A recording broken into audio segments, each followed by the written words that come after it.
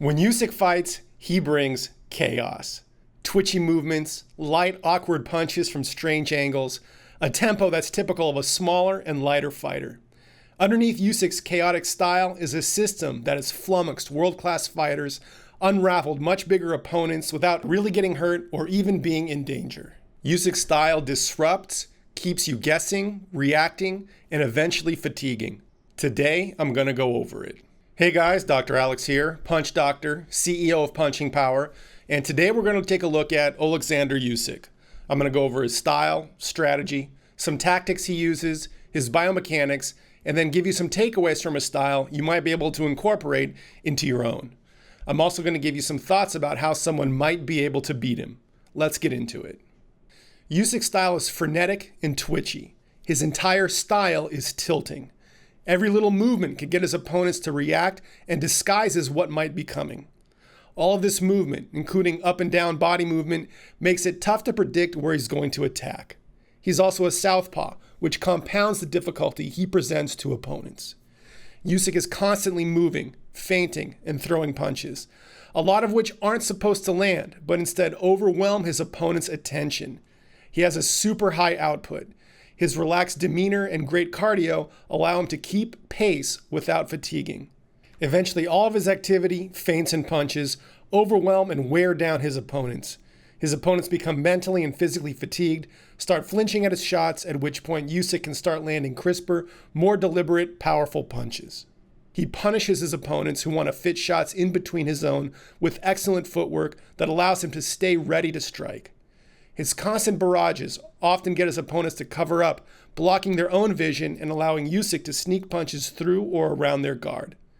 Usyk can also fight going backwards and has a great ring IQ forged in his hundreds of amateur fights. Usyk is also resilient. He can take a decent shot and often moves with the shot to prevent a full impact. He then comes right back with his perpetual motion as if nothing happened. He has been marked up in fights before, and his opponents have had success in the first half of their fights until they start to fade mentally. Strategy. Usyk's strategy is to overwhelm and mentally and physically fatigue his opponent. Probably the biggest takeaway is the mental fatigue he inflicts on his opponents with his constant activity and feints.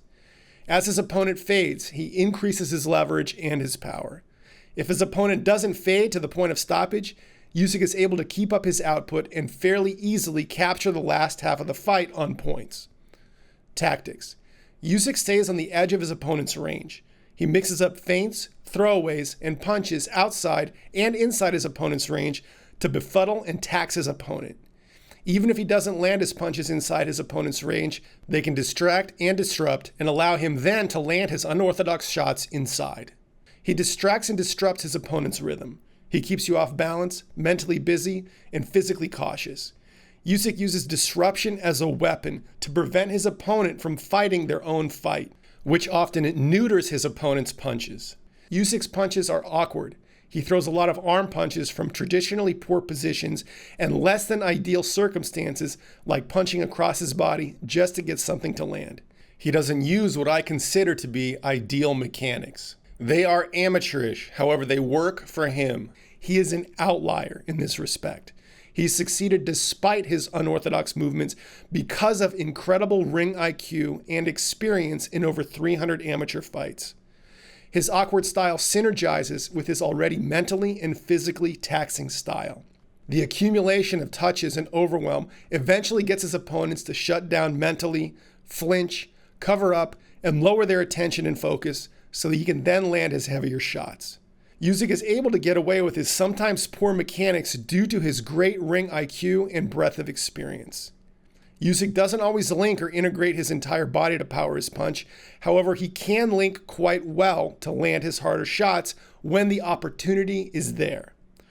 Now, I can't show you how to fight like Usyk. His style is totally specific to him. However, I can show you and teach you how to integrate your entire body into your punches to generate power on demand when you need it or see an opening with my program, the Power Punching Blueprint. The Power Punching Blueprint is an A to Z system that rebuilds your mechanics and rewires your movement patterns to incorporate your entire body into your shots for more fluidity, more speed, and more power on demand. I've helped over 200 people increase their punching power with my program, and I can help you too. Head over to howtopunchharder.com for more info and to buy my program today. Takeaways you can incorporate into your own game. Use feints. I go into detail on feints and setting up your shots in my telegraphing video. Feints, distraction, misdirection are all tools you can use to set up your punches. Feints don't have to have perfect mechanics. They work when they distract, disrupt, and set up your more emphatic punches. Stay ready to strike. I have a video on how to improve balance, coordination, and your base to improve your readiness. Occasionally break rhythm. Now, in order to break rhythm, you have to have rhythm. Practice moving your body to a beat or music. Practice dancing to music rhythmically and then break that rhythm. Another thing you can do is shadow box to a metronome and then break the rhythm the metronome gives you. This will give you a feel for what it feels like to break rhythm. Learn how to gauge range and distance. You can do this with partner drills outside of the ring. Practice relating to your partner like a dance partner. Get a feel for your range and your partner's range. Make your movements automatic. You need to move with no mind, no conscious thought, and it still has to be effective, right? You can't just flail around mindlessly.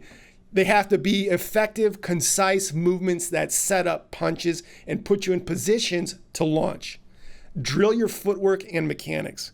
My free videos can help, and if you really want to improve your fluidity and power mechanics, check out my program, The Power Punching Blueprint. Focus on the high probability punches early. Jabs straight to the head and body. Now let's talk about how someone can beat Usyk. Usyk is good in this era. However, this era of heavyweights is rather weak. A lot of guys who throw arm punches like Usyk does with off-rhythm timing can have success, like Tim Bradley, who I covered on my channel, but typically lose to the highest caliber fighters. In order to beat Usyk, a fighter needs to fight his own fight and not get pulled into Usyk's frame. Let's talk for a minute about frame. You've heard me mention this before, I want to go over it briefly. If you've ever followed guys like Owen Cook or the old RSD crew, you've probably heard the term. If not, here's a quick version. In any interaction, social, business, or competitive, there's usually one person who's more reactive, and the person who's less reactive, they hold frame. Frame control means you're the one setting the tempo, the tone, setting the energy. The other person is responding to you. This isn't just about conversation. It shows up in negotiations, fights, sparring, anywhere where there's tension between two people relating to each other. In one-on-one sports, it's massive. You don't want to be the one reacting. You want to be the one forcing the reactions. That's frame control. Most guys get pulled into Usyk's fight. They are reacting to him rather than the other way around. To fight Usyk, you have to have the dominant presence and frame in the ring. I think a peekaboo style would work very well. Automatic head movement will make you hard to hit, but also keep your movements on your terms. Also putting up a fence, arms forward like Bernard Hopkins, to make you appear closer than you are, can disrupt Usyk's range-finding shots and perhaps make his volume less effective. Usyk is susceptible to 1-2s straight down the pipe. Unironically, I think someone like Deontay Wilder would have some success against Usyk. He'd probably ignore most of what Usyk is doing and just try to land his own big bombs. Deontay's lack of boxing finesse may work for him in this situation. Usyk can get touched. We've seen him marked up before. You just need to be landing your shots on your terms without being pulled into his rhythm. Going to the body early can also be effective to slowing him down. Lots of guys have been affected to his body early. They just didn't land with enough volume and consistency to really slow him down before they started fatiguing. Usyk is also counterable. Someone like James Toney about 20 years ago would give Usyk absolute fits. Lastly, they can make it an ugly fight by tying Usyk up, leaning on him in the clinch, which can tire him out and perhaps slow him down. Another thing his opponents should do is practice against high-volume punchers to improve their mental stamina against him. Usyk is not a graceful fighter in the traditional sense. I don't find his style that pleasing to watch. However, it is effective. His incredible ring experience and ring IQ allowed him to develop the meta skills of boxing, including gauging distance, disrupting and distracting his opponent, maintaining focus and awareness of his opponent while he automatically moves his body and sets up his shots. He's also always ready to strike, even from odd positions. All these characteristics make him one of the best of this era, and I think if he had more power on demand, I think he could be a dangerous heavyweight in any era. Now we'll take a little closer look at his mechanics, including how he breaks the rules and how he does occasionally incorporate his entire body into his punches. Now I'd like to go over some of Usyk's mechanics. Now I'm going to nitpick at times, and it's not because I'm just trying to be critical for the sake of being critical. I'm going to be critical because I care, because Usyk is a fantastic fighter. However, I think he leaves a lot on the table.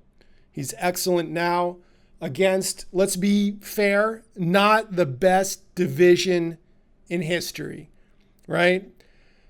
20 years ago, I think he would have had a lot more trouble against the top guys. He would have been like a Chris Bird, very slick, probably hold a championship, but lose to the top echelon of fighters. And there would be a lot of guys out there that would give him a lot more problems than we have now. So I'm not trying to just be contrarian or whatever. I'm critical because I care, because this stuff matters to me. And that's why I point it out. We got someone here who's excellent. And when I see someone who could be better, I'm going to point it out. Now, before we get into some of the nitpicky stuff, I'm going to show you how Usyk can actually use good chained, linked mechanics. And you're going to see this against Tony Bellew. And you're going to see exactly what I talk about. Hips, torso, arm. And we'll see it right here. His arm is coming back. He goes forward, pushing off with his legs, stretching the crossbody chains between his torso and his arm naturally. And now he's able to contract on that and land on Tony. And you can see how his hips and body have moved, and his arm is now continuing to carry that tension into his opponent. I want to say right here, he's almost certainly landing with a loose fist. He's not gripping his fist at impact, which is going to reduce his ability to land with power.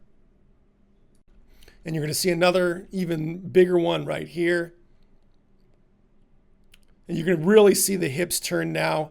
Independent of the torso, his arm is going to come back while his hips have turned already, and they continue turning. His arm now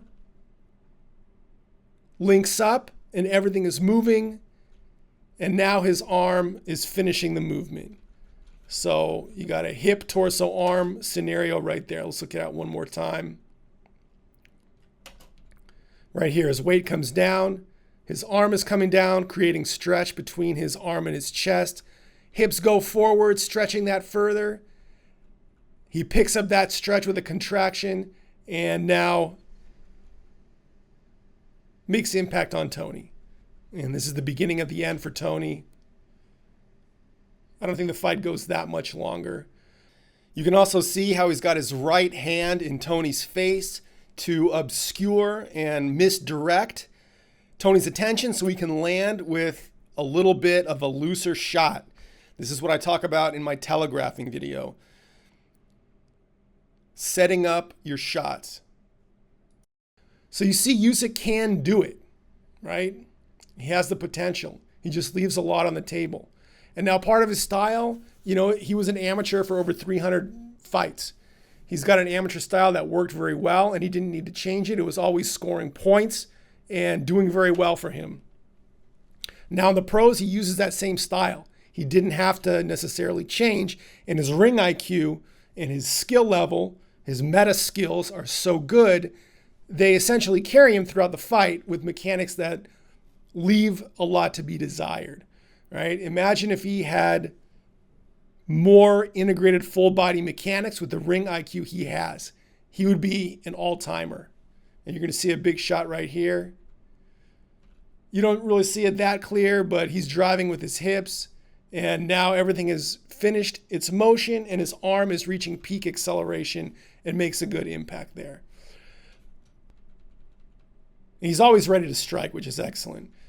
When he's moving backwards, his leg is behind him in a position where he can drive off of that foot to power him back, just like he did here, into a punch. Everything is coming tension between the arm and the torso. Everything is finished moving. His arm is continuing to accelerate, makes impact, and that's a wrap for Tony. Now you'll also see him do stuff like this, where he's obviously off balance, moving back, and just uses his arm like that to try to hit Fury. And, you know, if the tip of the glove touches your opponent's face in the amateurs, that counts as a point.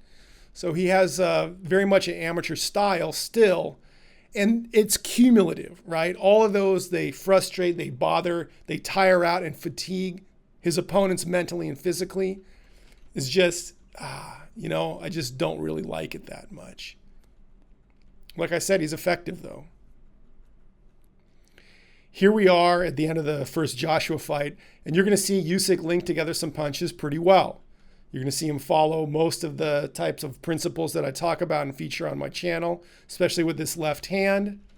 You're going to see his weight come down, starts moving forward, aggressive body position to support the recoil, so to speak, to support a strong impact and follow through. Obviously, his arm and his hip are not in lockstep. His hip is finished moving, his torso now, and his fists continue and land with pretty good oomph against Joshua. Then he links right into a right hook. Same way, hip is moving first, creating stretch between his torso and his arm. He's able to contract on that and probably hitting with an open hand, right? He's probably not gripping right there, which takes away some of his power. But it's a fairly emphatic shot because he is using his entire body behind it. Now look at this exchange. And there's some good linking in there, but also Usyk smothers himself. And you think of an all-time great, they're going to take a little bit of a step back. They're not going to let themselves get smothered. They're not going to put themselves in a position to be smothered like this right here. They're going to take a little bit of a step back, you know, take a beat, get their feet under them, and really launch some punches with intention against a gassed and fatiguing fighter like Joshua is here. They're going to end it, and that's a big difference.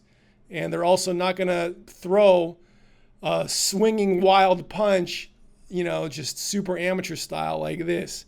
You can see Usyk's fist is down. He's just swinging his arm, and it's not a physically intelligent punch. It's just a wing, which, you know, you see frequently from him, which is just a little bit bizarre to me. Probably his opponents get frustrated and think to themselves they shouldn't lose to a guy with such an amateur style. They probably get angry about that. Here's something else I want to point out is Usyk's head movement from side to side. And I want to compare this against Tyson. When Tyson used his head movement and moved from side to side, he would get a big stretch in his lateral hips, in his obliques, and he would use that to snap back and forth to potentially use as a platform to launch a punch. Now, when Usyk is doing it, it's sort of like going through the motion. If he put a little bit more ballistic movement into this side-to-side head movement, which is not difficult to do, you just got to do it, he would be in a much better position to effortlessly launch strong shots. He has the bones, like the framework to do it. He just needs to do two things. Keep his legs under him a little bit better and move his upper body a little bit faster to elicit the stretch shortening cycle. His center of gravity is a little bit high relative to his legs, and his base is not totally under him, like we'll see Mike in a minute. His base is not totally under him in a way to facilitate an explosive return or an explosive punch from that lateral position. Let's look at this sequence from Mike against Reggie Gross, which I featured earlier in this video, and we'll see Mike's head movement, and we'll see how far he moves, and we'll also see how his base, his hips and his legs, are in a position, along with his upper body, to really snap back and forth emphatically to potentially power a punch if he wanted to. There's one example. But look where his legs are in relation to his body. He has weight on the leg. He can explode from that position if he wanted to. Here he is. You can see his leg on the right. You can tell from his body position, he's moved all the way to the right with his body, stretching his obliques on the side, his left lateral hip, but also he's over his right leg that he can then use to really emphatically launch a punch from that position if he wanted to. Unlike Usyk. Usyk moves his body, but his legs and his center of gravity is not really under him like Mike's is.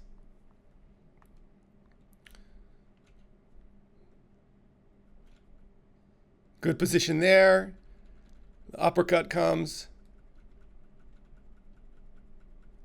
You can always see that leg under his body, his upper body, in a way where he can power that leg, power his hips to throw his upper body in the opposite direction to power a punch. And you can see the weight coming down here on his left leg, and he explodes from that position and lands a huge punch on Reggie. Here's an excellent example of Mike using head movement to set up a big shot. He's going to move his body and head to the right, loading up his right leg and stretching the tissues on the left side of his body, which he then uses to explode from to power a big right hook. A couple of these miss, but hopefully you get the idea. Here's another example against Trevor Berbick. You're going to see Mike use head movement to the right, load up his entire body like a coiled spring, and then release that with a big right hand. And Mike would effortlessly link punches together. Here's a great example against Michael Jack Johnson. You're going to see how his head movement can move right into launching a big punch. He does it right here. Head movement, loads up that left leg, and he's able to launch right off of it. If Usyk just moved a little bit more from side to side and practiced that and kept his legs underneath him better, he could, maybe wouldn't be a killer like Mike, but he'd have the ability to put a lot more mustard on his shots.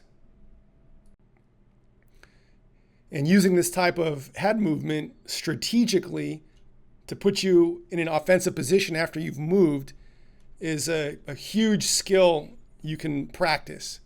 So look at this. Bob loads up his left leg and can easily launch from it.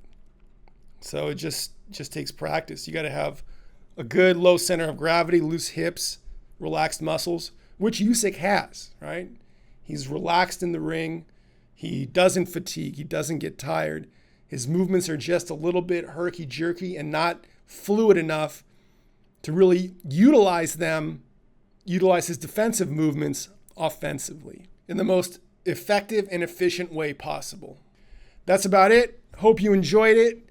Like and subscribe if you want to learn how you can make your movements more fluid for better speed, linking punches together, and having power on demand. Check out my website, howtopunchharder.com. That's it for now. Thanks for watching, and I'll see you in the next video.